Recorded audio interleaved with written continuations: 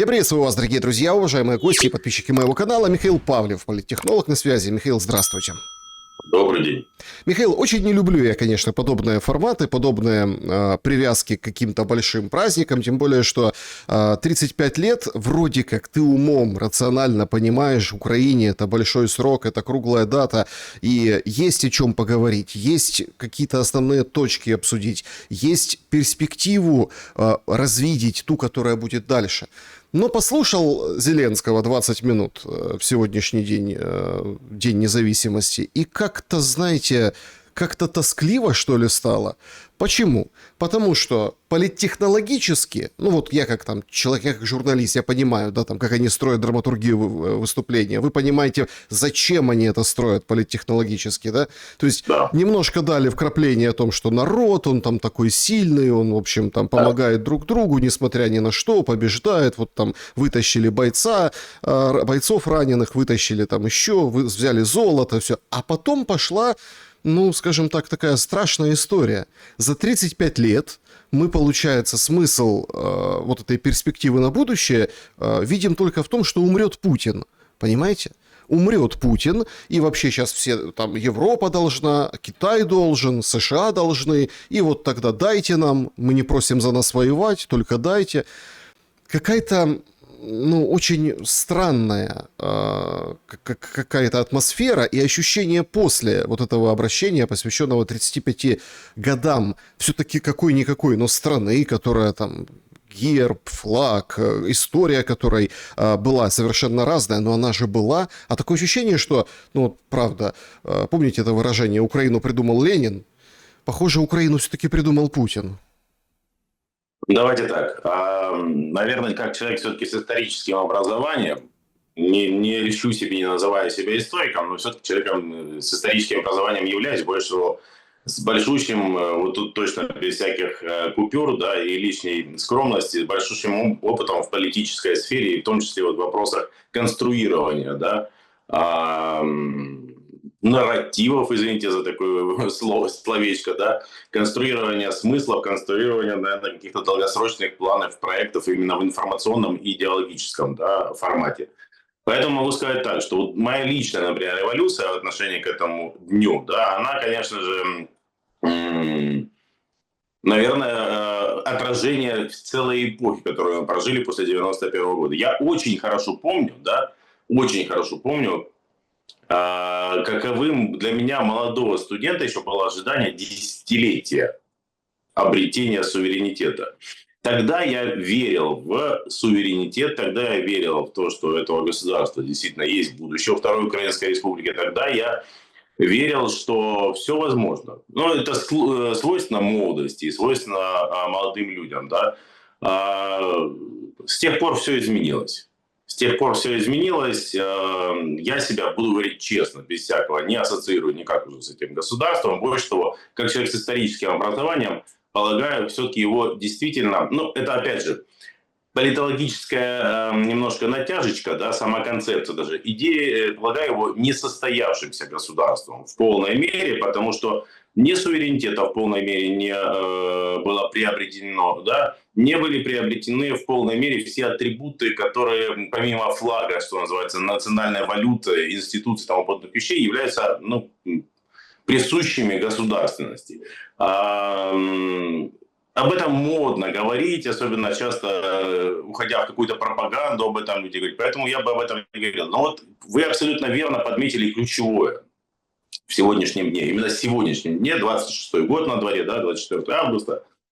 Я с вами полностью соглашусь относительно того, как оценивать это вот то самое выступление Зеленского сегодняшнего дня. Оно лишний раз, как мне кажется, абсолютно точно подтверждает ровно то, что я только что сказал, потому что выглядело оно следующим образом. Лично для меня, я думаю, для очень многих. Оно выглядело как заявление Зеленского, причем я даже публикацию написал по горячим, что называется, в Телеграме, что это максимально, ну, пафосно-истеричное выступление Зеленского за все годы его пребывания у власти. Оно выглядело как заявление в формате «государство – это я». Оно было через призму, очень много «я» там было, через призму суверена практически. Он себя действительно ощущает сувереном, и он себя не разделяет. Он подменяет собой эту самую Украину на сегодняшний день. Это лишнее подтверждение для меня что ну, есть формат несостоявшийся, понимаете? То есть, по большому счету, все действительно те атрибуты, о которых вы сказали, присутствуют, но при этом эта история с демографической точки зрения, я абсолютно в этом убежден, уже не жизнеспособна. С точки зрения производственных сил уже не жизнеспособна. С точки зрения инфраструктуры, промышленности, мы это много раз с вами обсуждали, уже не жизнеспособна. И это история про то, что убери сейчас даже военные расходы, ну так абстрагируемся от контекста и ситуации, Украина не способна была бы сама без внешних заимствований и внешней донорской помощи себя поддерживать, наполнять бюджет и бюджетный исполнять, да, расходную часть бюджета. Соответственно, эта самая история про его выступление, она действительно выглядит ровно таким вот образом, что есть я, суверен, Владимир Зеленский, есть Владимир Путин, мой оппонент, да, вот он в эту бинарную систему заводит остатки страны, остатки Второй Республики заводят в бинарную систему. Есть я переживу Путина. Фактически даже не первый раз от него этот нарратив звучит. Не первый раз этот месседж звучит, что я, как страна, переживу Путина. А, соответственно, мы состоимся и выживем. А если не переживете? Понимаете, вот я склонен в данном случае вспоминать ту самую фразу Путина, которую он адресовал олигархату российскому в свое время, который думал, что в Лондоне их прикроют, в Лондоне там существует право какое-то, к которому они бежали якобы от бесправия в России. А он их спросил, да, а теперь? И вот у меня возникает вопрос, а вот эта вся клика, которая окружает Зеленского и сам Зеленский, да, когда не переживут они Путина, а поражение состоится. Я, честно говоря, смотря на то, что мы видим в ближайшие полгода-год, не сомневаюсь в том, что поражение произойдет по самым разным причинам. Далеко не фронт является здесь ключевым, да? Я спрошу у них тогда, а теперь? А теперь как вы будете с этим выступлением? Я вот, честно говоря, даже у меня есть большое искушение. В этом есть, давайте так, изрядная доля, наверное, желания хайпа. Ну, все мы люди, да? Написать в публикацию сегодня «Последний день независимости». Конечно же, так не будет в полной мере. Конечно же, так не будет. И по итогам полномасштабных военных действий, вероятно, не прекратит свое существование вот то, что мы знаем с 91 года. Говорил и говорю, ну долгосрочно-то, даже среднесрочно-то. Так как можно спокойно реагировать вот обывателю, который еще находится на территории Украины, или человеку, который себя как-то ассоциирует с Украиной, реагировать на вот это выступление Зеленского, который весь смысл существования сейчас свел к бинарной системе. Во-первых, есть он, да, Зеленский, и есть Путин. И все. Где здесь прошлое, где здесь будущее, где здесь сьогодення, простите меня, да? Сьогодення – это вот эти вот все нарезки картиночек, которые Литвин придумал, да, сделать в этом ролике. Ну, то есть у меня, простите тоже, что я тоже какой-то пафос, может быть, немножко скатился, но у меня огромное, повторюсь, ощущение, что человек действительно оторван от реальности.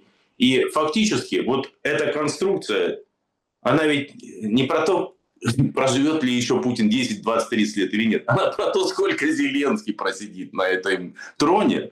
Вот эта конструкция выстроена сейчас, он сделал все, чтобы на себя действительно завязать вообще существование не украинской Второй Республики, а киевского режима. Я это так и назову. Вот то, что он построил, это киевский режим. Это не украинская Вторая Республика. Я хочу тогда, знаете, как оттолкнуться, там есть публикации свежие в британской прессе о том, что да. вот там тучи сгущаются над Зеленским, ну вот эти все моменты, они уже прямо пишут. Опять-таки, ну... Там понятно, что все сейчас как бы хайпуют на этой теме, что там вот День независимости, с Днем независимости, и картиночки Зеленский, Мудро, Миндич, Ермак, вот это все. То есть, замечательно. Вот это вся братва, понимаете? Но вот если так вот посмотреть, ведь он отвязался от коррупции. Сейчас подставлен Буданов. Капитально подставлен. К нему подошли, спросили: Буданов, ну чего ты там, мудрая твоя ж как бы мудрая, она не его, понимаете, ну как бы, ну номинально-то его, ну по штатному расписанию. Он говорит, вот видите суд, говорит, это самый высший суд, там, антикоррупционный, вот он примет решение, он всех заслушает и все. Ну, короче, как мог ответил, но... исключительно всем все понятно, да? Да. То есть Зеленский, он сам даже в интервью говорит: о, я не знал, Да елки-палки, как? Не знал, понимаете? Что там они, люди воруют вокруг меня, а я что? А я и Путин. Вот я, Путин, вот мы воюем, вот сейчас деньги. Да-да-да, выводите на другой уровень совершенно. Урсула Да. подкинула еще денег, типа на дроны от Европы. Сейчас приедет премьер-министр Британии, который скажет, мы дадим вам документацию, украинцы, разрабатывайте вот эти Storm Shadow, типа скальпы, Storm Shadow. Сейчас вот Эммануэль там подсобит. Сейчас вот давайте, я вот здесь. А вот это вот эти ваши мешки с деньгами, вот эта вся история, это я не знаю, я не в курсе, понимаете? Но тут же очень важный момент. Вот если он смог отвязаться от этой коррупции, что должно произойти, чтобы он отвязался от этого государства? Ведь, помните, у меня она как бы засела, эта фраза. Бог знает когда. Еще только Зеленского выбрали. Интервью давала Зеленская. Сейчас, кстати, публикации появляются о том, что Зеленская там на что-то влияет и как-то там вот мягко мужа, так сказать, крутит свою политику. И она сказала очень важную вещь. Она говорит, вот мы сейчас как бы зашли в этот проект, это ее слова, и мне так резануло, в смысле, страна, 73%, вот мы зашли в этот проект, мы типа в нем успеха добьемся, ну типа проект закончится. Что должно произойти, чтобы вот точно так же, вот так прям, вот как сбрасывая этот балласт, да, и отправляясь куда-то дальше, должно произойти между Зеленским и Украиной, особенно вот опираясь на сегодняшнее обращение? Давайте так, вот поэтапно этот клубочек разворачивать, да, это нить Ариадны. Но начнем с простого. Его вчерашнее заявление журналистам, честно говоря, вызвали у меня гомерический хохот. Он мне напомнил, знаете кого? Был прекрасный такой персонаж у Миши Галустяна в сериале «Наша Раша», Людвиг Карлович, который вот так очки поправлял, говорил, а кто это сделал, собственно? Так Зеленский выглядел вчера ровно так же. Мне кажется, для всех так выглядит. Но я не знаю, есть ли люди, на бывшей 1/6 где-нибудь в Европе, наверное, в Европе-то есть, которые верят ему, когда он говорит, я не знал ничего. Ничего не знал. Есть у него желание подставить Буданова в этой ситуации? Да, конечно же, есть. Но я воспринимаю это скорее по-другому, что те, кто стоят за атаками на БУ, они выбивают Буданова, которого приструнил Зеленский с помощью СБУ и уголовных дел за последние пару месяцев. Выбивают из-под Зеленского еще и Буданова сейчас. Вот таким 100% там есть упоминание конкретно Буданова. Просто их не опубличивают. Но и упоминание Зеленского, если не одно, не два, не три, во многих этих материалах, которые есть, конечно же. Так кто ему верит в этом во всем? А теперь по поводу отвязки его от страны и от всех этих дел. Я думаю, что есть единственный только формат, когда он выйдет из проекта. Он не перестал, кстати, думать по поводу этой всей истории как о проекте, но при этом чувствует, повторюсь, себя монархом, сувереном в проекте. То есть это мой проект это я. Я шоу, я звезда, я вечерний квартал, я Запорожье Кривой Рог Транзит, я 95-й квартал, да, я Украина. Так он единственный формат, когда риски пребывания для него, в физическом даже смысле, перевесят риски бегства. Вот единственное. Я думаю, что он с этим проектом теперь до конца, что называется, для себя. И даже если попытаются его сейчас, примут решение, в силу самых разных причин, те, кто стоят за этими протестами, те, кто стоят за действиями на БУИСа, да, примут решение опубличить Зеленского. Ну и что называется, мордой его все это. Он не сдастся. Он будет до конца пытаться удержаться, он будет когтями цепляться. И поэтому я сейчас вот не вижу для него истории, он сросся с этим проектом, где он бы просто отказался и ушел бы. Вот должен быть физический риск, устранение или ликвидация, я не знаю, угроза жизни. Тогда он отступится. И то сильно сомневаюсь уже. Да? И это дело не в героизме, а именно в потрясающем эгоцентризме. И нарциссизме. Он считает, что вот это он все сделал. Что это его история, что никакой Украины уже бы не было на 26-й год, если бы не он. Он верит в это искренне. И многие в его окружении думают приблизительно так же. Но вот именно из семейных, из близких. Я думаю, Буданов так не думает 100%. Да, 100% так не думает. Ну, а его круг какой-то ближний думает так. И вот он в этой теплой ванне, в этом смысле, величия своего, бултыхается. А ему еще там Макрон подзужит в этом направлении, Мерц подзуживает в этом направлении, какой он молодец, какой он великий. Урсулочка подзуживает в этом направлении. Поэтому нет, не отвяжется, к сожалению, для заложников, которые в этом концлагере, как я его называю, потому что по факту это так и есть, оказались. не отвяжется, хотя очень хотелось бы. Другое дело, что там скамейка запасных с таких же стоит, вот точно таких Ну же. чего, нормально Залужный написал, говорит, осталось еще 5 лет ходить по пустыне. Ёлки-палки. А он себя кем видит? Нет, так постойте. Столбом дыма или Иисусом Новином? Кем он себя видит? Украина все-таки, там, казацкая история православия, там, история Да. чего-то, ну, в общем, да, ну, то есть, там, Пилипа Орлика уже вспомните, елки-палки, с вот этими всеми делами, с, там, дочерью Ярослава Мудрая, которая была королевой Анна. Франции, понимаете, Да, вот да. это давайте что-то, как-то, помните, вот был такой проект классный, на Интере еще довоенном, вот этот «Великие украинцы», и люди голосовали, смс-ки Что такое отправляли, было, да. понимаете, Да. отправляли, и там вот как бы выстраивались. Кто из этих великих украинцев? Не, он свозит вообще тех, кого там и не было Там же и закапано. драма. Он, еще раз говорю, он зачеркнул все, даже то, что при желании можно было бы ассоциировать с этой второй украинской республикой, он все зачеркнул, он все свел к себе лично. И к его экзистенциальному, да, оппоненту Путину. Понимаете? Но к нему приезжают, вот опять-таки, очень важный нюанс. Смотрите, вроде как лидеры стран, да, вот я хочу на противопоставлении там немножко давайте сыграем. Значит, приезжает Ступ. Вчера такая фотка умилительная была. Они так улыбаются, все так радуются. Чему вы радуетесь? Тому, что сегодня эпицентр сгорел, поразили порт Южный, подстанцию в Одессе. То есть, да, тому, что люди гибнут, там, прилетают там по домам, по объектам, по складам и так далее. Но у них такая милая фоточка, милая селфи. Ступ сегодня говорит, настоящая причина, по которой мы помогаем Украине, заключается в том, что вы самая надежная гарантия безопасности для Европы. Премьер-министр Латвии Кульбергс. Я не верю в мирное соглашение, кто должен победить, и это должна быть Украина. Мы слишком много времени потратили на разговоры о мирных соглашениях.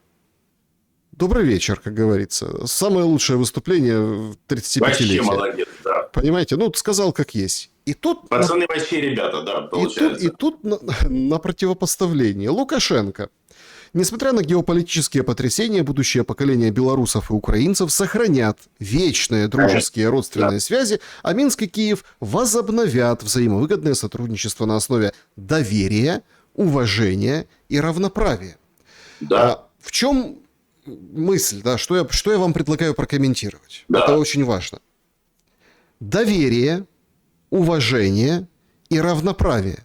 Вот эти три слова, да, и вот эти два, ну там их больше, этих лидеров, там еще, я сказал уже, британец приедет, и в общем. И вот эти вот заявления гостей по случаю памятной даты, по случаю юбилея независимости страны. О том, что кто-то должен победить, это будет Украина, я не верю в мир, о том, что вы там надежные, вы такие надежные, слушайте, поэтому вам помогаем, у себя будем дроны строить, еще там что-то. Понимаете, тут такая пропасть между этими вещами, этим высказанным. Причем я без личностного отношения к зубоскалу Стубу, к вот этому Балтийскому тигру, к этому Бёрному, который впервые приедет. Это не тигр, это шпрота. Ну, Да. то есть, понимаете, какая-то абсолютная пропасть в понимании перспектив войны. Нету никакой пропасти. Да все они прекрасно понимают, Александр. Все они прекрасно понимают. Но нужно понимать еще одну вещь. Можно очень по-разному, при желании и исходя из точки, с которой оцениваешь, относиться к Александру Григорьевичу Лукашенко, но нужно принять тот факт, что человек все-таки живет в совершенно другом временном измерении. И про власть, соседство, добрососедство или конфликты знает все, что называется.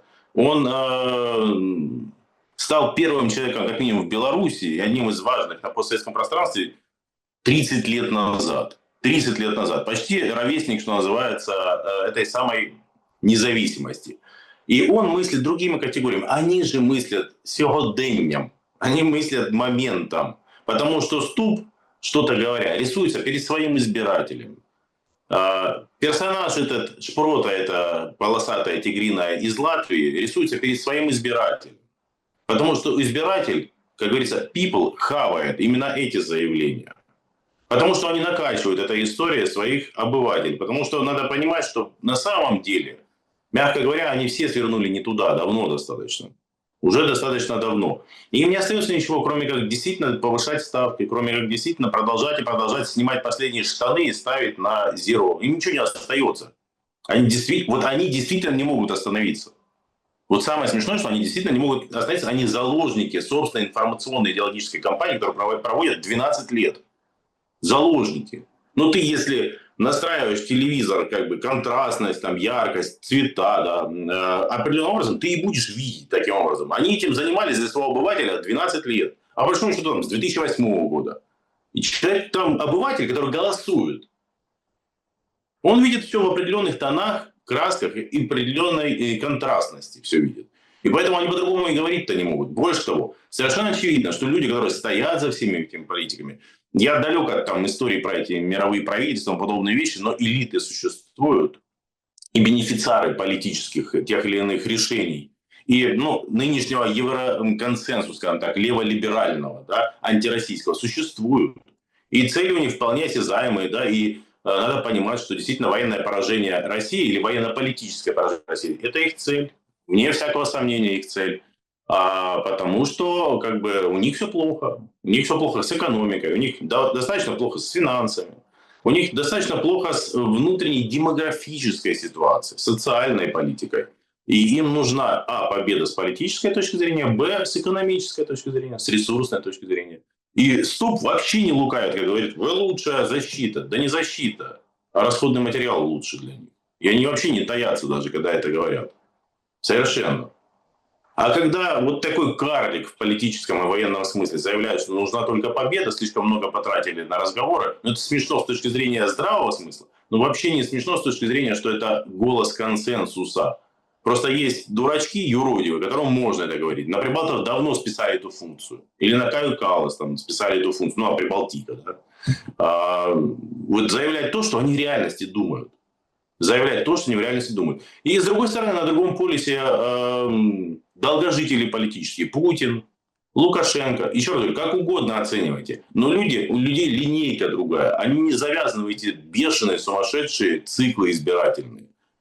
Так, как завязаны эти самые европейцы. Где шоу политика правит бал. Опять же, можно совсем по-разному оценивать политические процессы, избирательные процессы на постсоветском пространстве или в Европе. Но логика есть такая. Люди живут либо как муха дрозофила пару дней в политике, либо десятилетиями. И Лукашенко-то прав. Большая часть, как минимум большая часть нынешней Украины, так или иначе, раньше или позже, будет частью союзного государства. Это моя личная точка зрения, как угодно к этому относитесь, в том или ином формате. Я скажу так, аккуратно и осторожно скажу. Но будет частью союза. И Лукашенко точно знает, что говорит. Вне всякого сомнения. Потому что, как бы не раздували щеки там эти джентльмены, которые стоят сейчас, им, по большому счету, политический цикл-то их заканчивается. В целом заканчивается политический цикл где-нибудь к году 30-му, рубежу 30-х.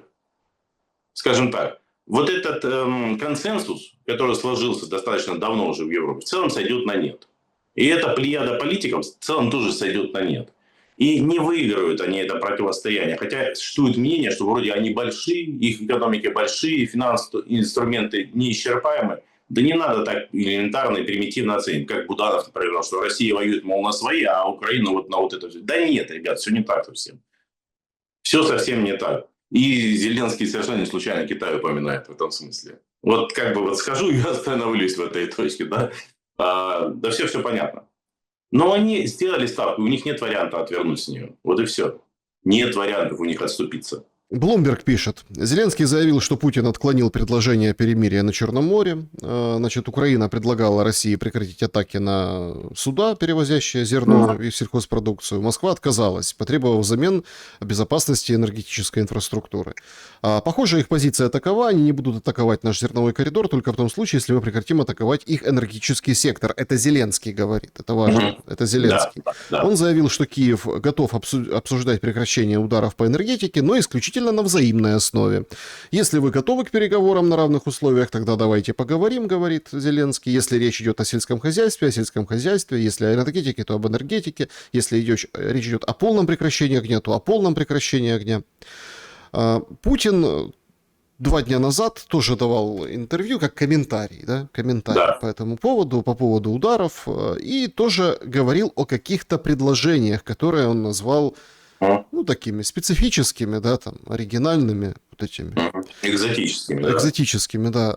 Скажите, пожалуйста, а в чем тут экзотика? Сейчас вот показывают нам сводные данные, тут же Bloomberg приводит статьи, тут там другие источники об экспорте украинском. И Зеленский же не просто так заговорил о деньгах, а в прямом смысле этого слова. Да, 20, конечно. 20 миллиардов до конца Да, года да. вынь да положь, иначе как бы все, тапки. Мы с А, вами это обсуждали в начале года, что они будут больше расходовать, чем запланировали. Больше. И так и получилось, по факту. так это было как бы до экспорта, ну, дыры в экспорте, а сейчас и дыра еще и в экспорте. А это Да. же как бы мультипликатор этого И в всего. промпроизводстве. Это все действительно эффект домино в экономике, вне всякого сомнения. Слушайте, почему Путин называет это экзотическим? Потому что это выглядит как, ну, скажем так, как хитрость. Это не выглядит как пролог к переговорам, ну, как бы имеющим своей долгосрочной целью приход именно к мирным соглашениям, урегулированию конфликта. Это выглядит как хитрость, как уловка. Ой, что-то нам совсем стало неперелепки, да?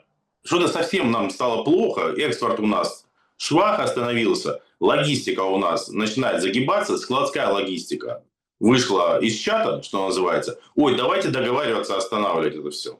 Ну, где логика, что называется? Пидорача есть такая, где логика. Вот это про Зеленского. Ну, это, ну, что называется, школьнику понятно, что это хитрость, а не переговоры или попытка остановить. То есть вы повышаете ставки, они прямо об этом говорили. Зеленский, помните, рассказал про окно возможностей до ноября? Сейчас же рассказывают про окно возможностей до следующего лета, да. Вы повышаете ставки. Ваш оппонент вслед за вами повышает ставки, не идет на ваш блеф, да? И вы такие, ой, а что, так можно было? А что это вы тоже подняли ставки? Они тут не посыпались, не склонили головы и гривой не закивали. Ну так о чем тогда речь? Сейчас Украина совершенно точно после повышения со своей, скажем так, колокольни, даже вот так скажу, ставок, получила обратку, которая гораздо сильнее бьет по промышленности, инфраструктуре и по обороноспособности. Гораздо сильнее бьет, чем тот урон, который наносится украинскими ударами России. Влияют они на российскую экономику? Конечно, влияют. Создают кризисные явления? Конечно, создаются. Но несопоставимый урон. Несопоставимый урон. И всем это понятно. И выходит Зеленский и говорит, ну мы же предлагаем, вот давайте перестанем бить по зерновому коридору. Так это вы придумали эту историю. А сейчас, когда вам стало хреново, вы начинаете договариваться. А чего вы перед этим не договаривались? Ну, а что вы не договаривались перед этим? Постойте, ну в этом же вся и логика вот Ну, я вот понимаю, этой да, СВО, конечно. вот этой войны, понимаете? Ну, в этом же и есть логика. Когда стало невмоготу, идти договариваться. В большом пределе вот так это все и будет и выглядеть и дальше. Вопрос только цены. Зеленский нам Конечно. в обращении упирается в цену для России. Мол, еще 500 тысяч российских Ой, солдат ну, будут давайте вот это. удобрением. Понятно, что это Мы чушь полная. Мы, значит, не отдадим Донбасс. Наши фламинго полетят и будут зимовать в России. Ракеты Ага. готовы.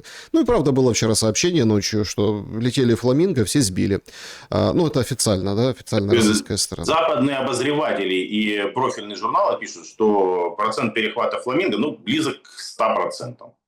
Ничего выдающегося в этой ракете нет какого-то запредельного. Уж точно она намного уступает по своей, скажем так, проникающей возможности баллистики российской доработанной, о чем тоже пишут западные же медиа и профильные обозреватели западные пишут. В этом же и А на что смысл. они рассчитывали? Послушайте, в этом же и смысл. В этом же и смысл, что довести до той точки, когда, ну, вот видите, там Украина запросила перемирие в Черном море, Украина запросила еще. Зеленский же говорит, давайте перемирие вообще. То есть это... А зачем? Это России теперь. Зачем это России теперь? Вот в чем вопрос теперь? Ну, для чего России теперь, если предмет обсуждения, дискуссий и компромиссов потенциально и так падает в руки? Слушайте, я далек от ура там каких-то заявлений относительно Донбасса, Краматорска, Доброполья, Дружковки, Славянска, Лимана, да. Ну, совершенно очевидно, что это и так уже упадет в руки России. И никаких полумиллиона не будет, это прекрасно понятно. Прекрасно понятно. В общем-то, в целом-то, те, кто действительно вникает в ситуацию, понятны общие потери. С одной и с другой стороны, где-то там приблизительно. Понятно. Никаких там полумиллионов и десятикратных потерь в пользу, ну, то есть больше у России, естественно, нет. Это все вранье телемарафонское. И российские группы заходят уже на окраины Дружковки. Подходят к Славянску, Краматорску, Лимане, Купянске. В Харькове, ну давайте так, даже украинские обозреватели в Харькове вообще полумешочек, полукотел образовывается определенно. Да, Харьковская область имеется в виду. О чем тогда Зеленский говорит? У него небо в дырочку, решето, у него нет ракет-перехватчиков и не будет. И он это знает. Их не будет.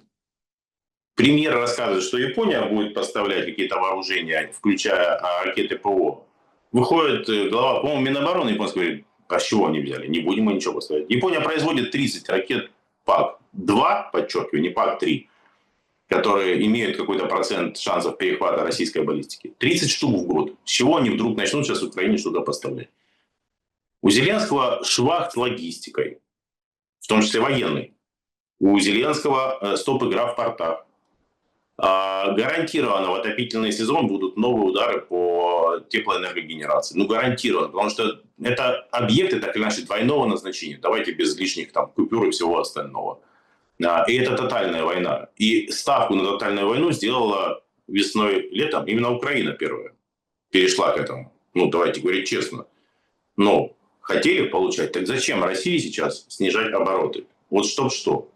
Если очевидно, что внутри конструкция эта вся эта конструкция, на которой держится обороноспособность Киева, она зашаталась.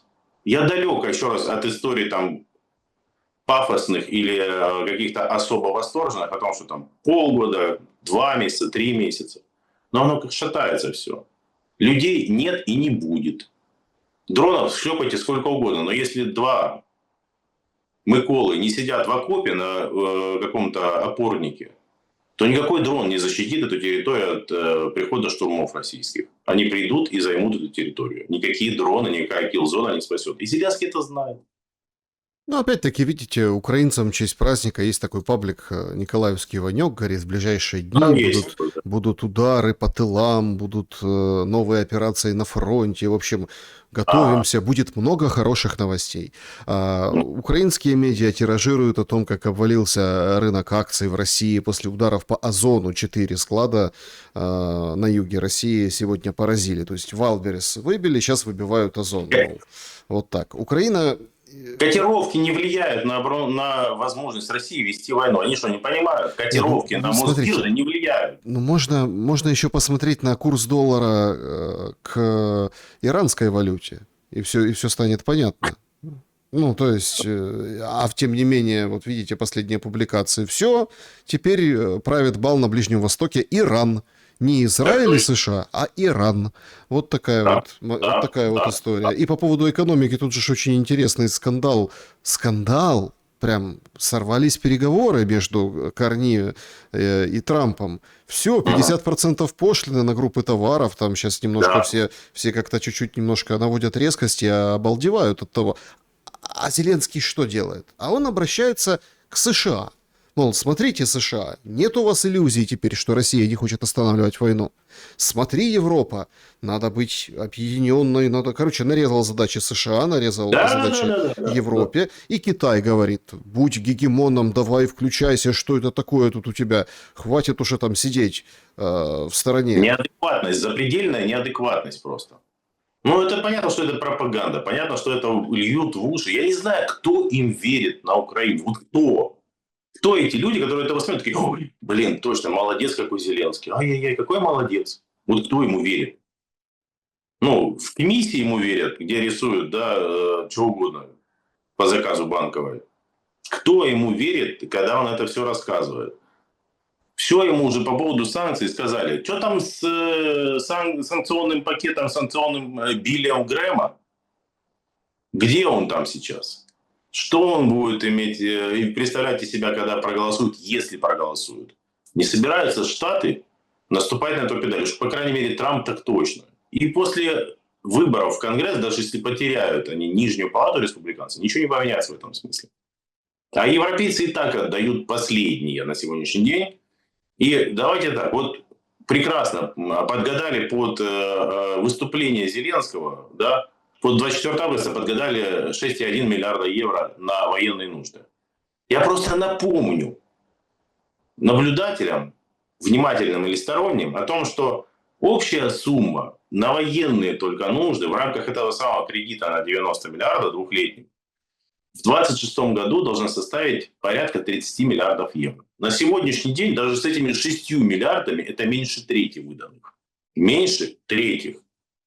Фактически почти третий месяц сейчас заканчивается после меморандума, проголосованного Верховной Радой по этому вопросу, по этому кредиту. Где бабки, Зин? Где бабки, Урсула? Треть денег выдали только на сегодняшний день. Треть. А денег нужно на 20 миллиардов больше. А доходы бюджета сокращаются. Что там Гетманцев рассказывает? Человек, отвечающий за эту историю. Понятно, для чего он это говорил, чтобы еще раз укусить Федорова и команду. Но вопрос-то в другом. А вопрос в том, что он говорит так, как есть. Даже если все дадут, а я напомню, что это 30 миллиардов на военные нужды, еще порядка 15 миллиардов на общегражданские нужды для стабилизации бюджета в рамках того кредита. Плюс деньги по программе Ukraine Facility. Он говорит, даже если все дадут, нам не хватит. Ну, вы же видите, как... Вот вы обратили внимание на истерический тон обращения? Да. Опять-таки, ну только это считывается для людей, там, немножко погруженных в те или иные процессы. Так, конечно, все потужно. Все потужно, все это вот, все как положено. Ну тут же какой момент? Вот вы вспомнили про Ukraine Facility.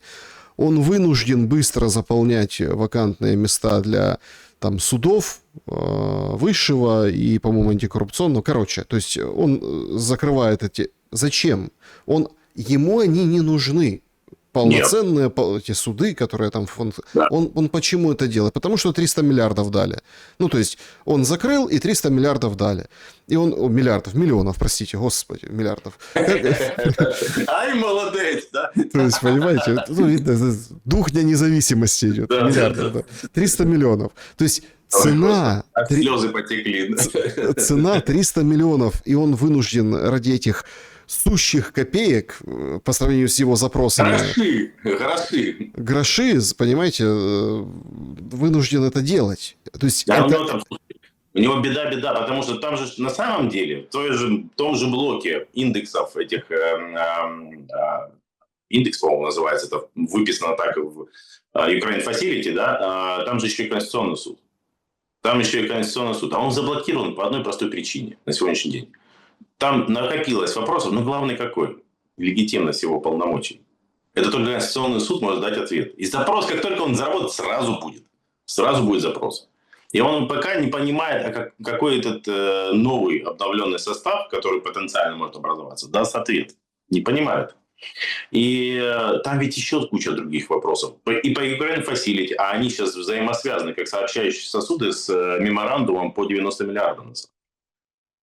И механизм для выделения этих денег, 90 этих миллиардов, он как раз через механизмы Ukraine Facility передается. То есть привязка железная идет. Плюс в меморандуме, мы уже 100 раз обсуждали. Там секир башка Зеленскому по части влияния на силовиков. Это и нацполиция, и офис генпрокурора, и радикальное усиление НАБУ и САП, радикальное. И много-много чего. Плюс энергорынок, теплогенерация, теплосети, зеленый рынок, зеленой энергетики, судопроизводство. По Ukraine Facility они подошли как раз к реформам в процедурах назначения и оценки деятельности госчиновников любого уровня. Там тоже фактически собираются они бивни свои всунуть везде, европейцы. У него прям... Он истерит. Почему? Потому что все. Доборолась Украина до самого края. Вот в данном случае Зеленский доборолся до самого края. Вот он завис сейчас. И не надо недооценивать этого Федорова и окружения. Они сами по себе никто. Но понимая, какие силы стоят за накатом сейчас на Зеленского в этой всей истории, и по какому количеству вопросов он подошел к отсечной черте, вот этих требований, их внешне, выполнение, не выполнишь, денег не будет. Выполнишь, ну все, ты обнуленный, да. И плюс все накапливающиеся кризисы, ну, понятно, что он истерит. Совершенно точно истерит. Значит, Зеленский днем ранее в интервью говорит, если мы хотим разорвать страну на части, то можем перейти к выборам посреди такой войны. Да. Это цунами для Украины. Слушайте, цунами для Украины выборы, на которых повторно, не то что там один раз в момент какой-то там остроты в интервью говорит Федоров, а сейчас говорит, то есть опять говорит о выборах. То есть эта тема явно, ну, не просто там, знаете, никуда не денется. Кто-то ее подбрасывает, эту тему. Вот, например, как с ТЦК. Они же как эти картонки, да, в момент остроты. Они же давили на тему ТЦК. Причем, ну, опять-таки, да, точка болевая. Но никто не снял эту боль, все оставили все как есть. С выборами такая же история. Будут тыкать выборами, потом что-то произойдет, об этом забудут, засунут опять в полки ящик. Они не отстанут, я вот гарантирую. Политтехнологически это очень верная история. Непобедимка, что называется. Можно сколько угодно рассказывать про невозможность провести выборы, про невозможность гарантировать свободное волеизъявление, про невозможность проголосовать тем, кто выехал из страны. Расскажите там молдаванам, например, да, которые там определили результат на выборах в Молдавии, будучи за границей. А я просто напомню Зеленскому, что он был избран, в том числе голосами тех, кто проголосовал в зоне АТО в 2019 году. Я был, что называется, непосредственным участником на той территории в то время, в 2019 году, тех выборов в Мариуполе. Не будем в нюансы выдаваться, но я прекрасно помню, как голосовали за него в зоне антитеррористической операции. Логика та же. Порошенко, когда купировал, вырезал огромное количество районов и округов из голосования тогда, он рассказывал ровно так же про безопасность, про невозможность свободного волеизъявления. Вот все один в один Порошенко рассказывал. Но Зеленский тогда говорил, что нет, люди должны иметь право и возможность, и выбор это святое, и был победителем. А сейчас он говорит точно то же самое, что говорил Порошенко. Но и тогда, и сейчас это было возможно провести эти выборы. Нет никакой технологической проблемы с проведением этих выборов. Вообще никакой нет. И они будут давить, и будут убеждать. Учитывая, что есть на самом деле элитный консенсус антизеленский на Украине, а он есть. Его все ненавидят из тех, кто либо зарабатывает большие деньги, либо имеет политическое влияние, либо имеет статус в медиа. Все его ненавидят. Ну, кроме тех, кто с него кормится. И те его ненавидят, но как бы он для них способ заработка денег. Так консенсус против него есть. И все участники забега, как в прекрасном романе Ильфа и Петрова, готовы к этому забегу, потому что это возможность получить лучшие возможности и условия для себя. Все поддержат идею выборов на самом деле. Так а выбирать кого? Ну, из кого выбирать? Ну, да, мы здесь сейчас не про здравый смысл и не про бедолашных грешкосиев и что их ждет. А про то, что есть контекст. И тему выборов качать будут. И я скажу так, докачают, но не сейчас еще. А то, что это выбирать не сказать, другой вопрос. Очевидно, что не из кого выбирать. И вот там никакого плюрализма не существует. Прокрустовая ложа жесточайшая, скажем так, катехизиса украинского ультранационалиста. Вот если не соответствуешь, все, привет. Как минимум не можешь участвовать в этом. Как максимум попробуешь участвовать, получишь присланных не казачков. Так все соответствуют, видите как. Вчера день города в Харькове, скачут, кричат про Путина. Понимаете, сегодня Зеленский обращение к Путину делает по случаю 35-летия независимости. Все как бы все в одной паре. Смотрите, какая молодежь. Харьков, незламный, непобедимый. Вот как встречает свой день города. Ну, там просто 23-й, день флага, день города. Ну, то есть, поэтому вот так совпало. И на улице Сумской, которая подвергалась и обстрелам, которую там зажгли опять, да, вот купались в бассейне, в КамАЗе, в ковше КамАЗа, да, вот. И, в общем, это кричали.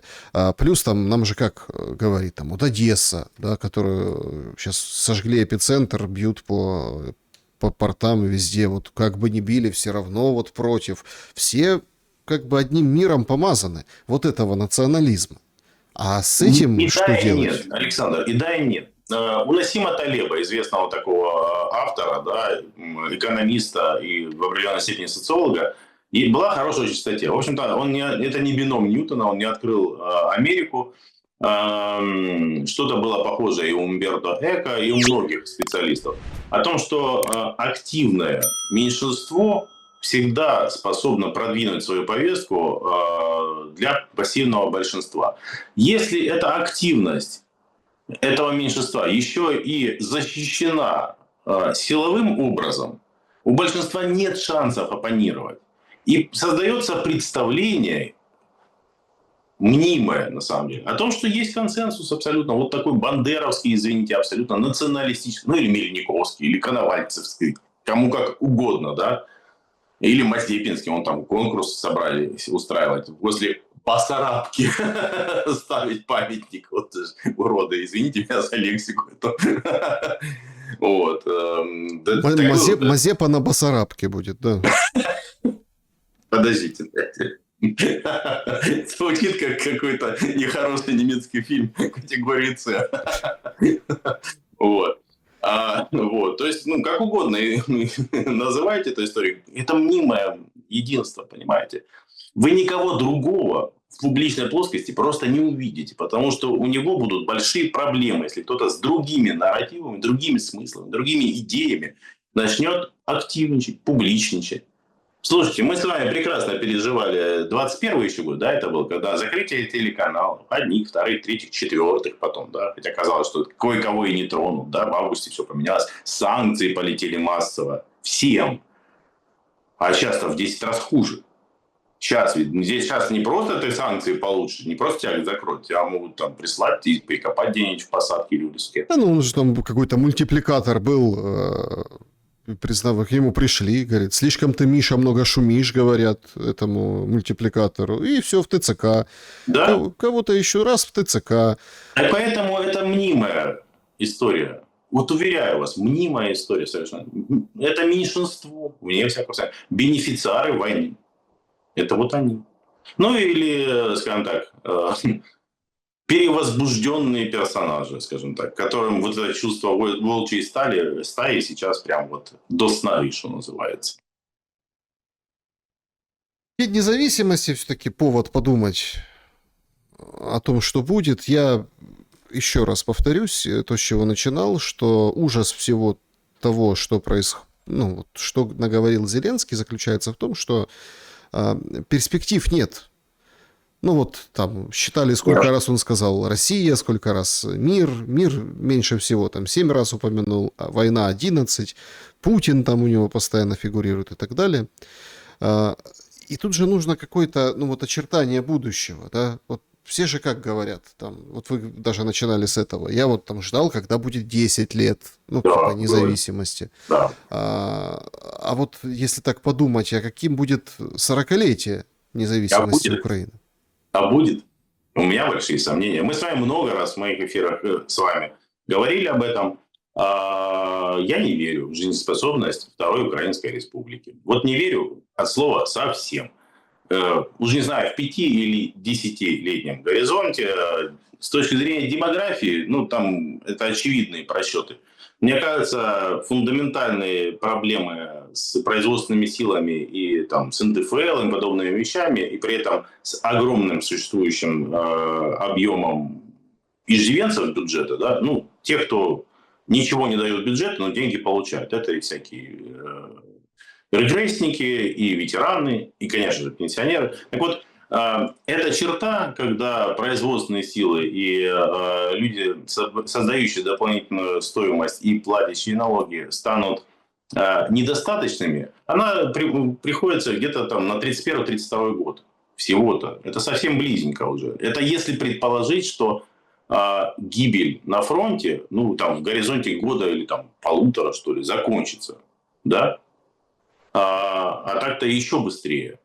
Производственные, жизнеспособные силы Второй Украинской Республики с демографической точки зрения заканчиваются в первые годы 30-х. Гарантированно заканчиваются. Ну, и надо привести 3-5 миллионов бангладешцев, индусов, пакистанцев. Не знаю, что там. Ну, тогда и вопрос территории там по-другому смотрится, понимаете? Естественно. Потому Естественно. что, ну, Это не берем в расчет экономику, не берем в расчет промышленность, не берем в расчет те глобальные абсолютно сделки с Лондоном, с Вашингтоном. Теперь вот эта вся история. Это напоминаю еще про прекрасную историю Ереська Яценюка про 4% ВВП, и если их превышаешь, начинаешь отлистывать. Все вообще забыли, а это ведь страшное ярмо еще тогда, которое повесили на шею. 15-й год, по-моему, или 16-й, вот я это не помню. 10 лет эта история уже. Так это ярмо страшное. Страна, когда упала в яму, она, естественно, расти начинает. Ну, когда мир наступает, да? И потенциально там рост и 5, и 6, и 7%, потому что база очень низкая, фундаментально низкая. Вот просто люди начинают жить и работать, не думая там, условно говоря, про ТЦК или еще что-то, и рост. Так 4% и стоп-игра, ты начинаешь отлистывать. Хочешь, не хочешь. Это вообще про это все забыли. Как восстанавливаться при наличии того инструмента, подписанного, проголосованного, ратифицированного. А тут еще все, весь набор. Никто не будет восстанавливать во всем объеме энергетику. Никто не будет во всем объеме восстанавливать промышленное производство, сложные промышленные производства. Нет.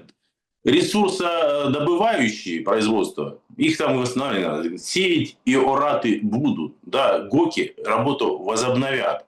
А вот другие, более сложные производства, сильно сомневаюсь, что захотят восстанавливать. Так вот, без этого всего это будет просто не бензоколонка. Это будет яма в земле и кусок чернозема. И это не вытащит даже то население, которое будет к 32 или 31 или 33 году. Не вытащит в экономическом смысле. Поэтому гаплык, как говорил Леонид Данилович Кучма. Как он сказал, я хочу посмотреть на Украину после Кучми.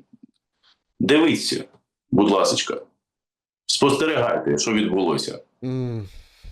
Завершите наш сегодняшний разговор, ну, потому что очень относительно праздничное, настроения праздничного нет, очень относительно праздничные речи звучали, гости эти, Бёрнем этот, ну, в общем, Стубы, вот это все. Я бы хотел очень вопиющим и, ну, таким символичным, что ли, случаем, именно в эти даты, именно в эти дни, День флага, День независимости, Святогорская лавра. Неизвестная. Там, да все известно, господи, все проникают известно. на территорию монастыря. Одного из монахов убили зверски. Фигурируют в официальных плюс-минус там сообщениях об этом. Ну как, официальных не было. Вот таких, что полиция вышла, там что-то сказала, что кто-то там и так далее. Есть сообщения от монастыря, есть сообщения от ОПЦ. Там фигурирует нож, да, но есть там другие варианты, что сначала расстреляно, потом ножом зверски изуродовано лицо монаха.